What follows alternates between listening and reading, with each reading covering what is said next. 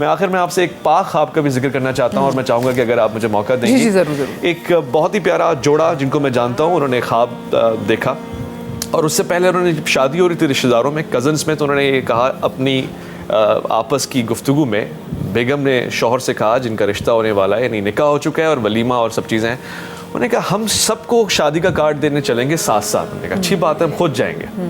फिर बेगम ने ख्वाहिश का इज़हार किया, अल्लाह ताला उस मोमिना को अजर अता फरमाए कि हम जब सबको कार्ड देने जा रहे हैं तो एक कार्ड हम यहाँ पास में एक रोज़ा एक ज़री है उसमें भी डाल कर आते हैं, हज़रत अब्बास को बुलाते हैं और वो भी हमारी शादी में आएंगे जब हम सबको बुला रहे हैं, बड़े बड़े गेस्ट को।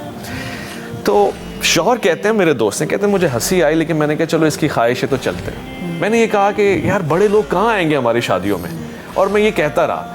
हम दोनों गए, हमने ज़री में कार्ड शादी का डाला कि आपने हमारी शादी पे आना है। शादी हो गई, तकरीब हो गई, मामलात हो गए। कहने लगे 2 हफ्ते बाद मेरे ऐसी ख्याल आया, मैंने बेगम को छेड़ा। मैंने कहा हाँ भाई, आपके वो बड़े सरकार नहीं आए शादी में जिनको आप कार्ड देने के लिए गई थी?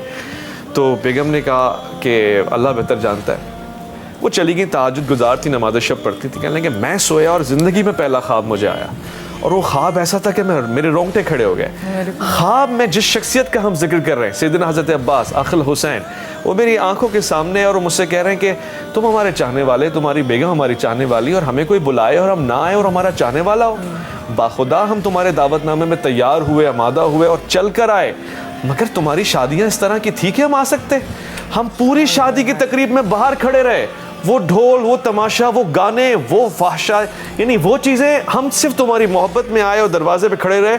लग रहा था कि हम दरबारे यजीद में आ गए।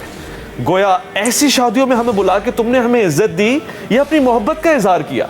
और फिर उन्होंने जुमला इस्तेमाल किया, सैयदना इमाम मूसा आप पे हमारा सलाम हो। आपने ख्वाब में ये कहा कि हमारा मूसा तो ये लामुलाब, ये गाने सुन के उसकी खाल पिघल जाती थी, और तुम उन शादियों